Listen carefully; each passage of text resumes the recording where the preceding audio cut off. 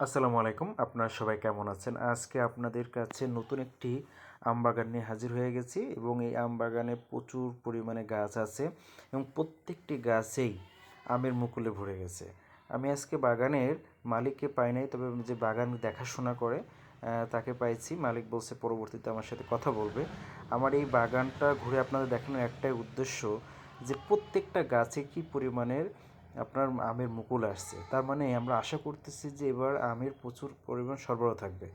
আর আমি পাশাপাশি চেষ্টা করতেছি যে সুস্থ সবল বাগানগুলো দেখার জন্য, যে সকল বাগানে আসলে ধরুন কোনো ধরনের কেমিক্যাল যেন ব্যবহার না করে, তাদের সাথে সেই ধরনের চুক্তি করে নেব।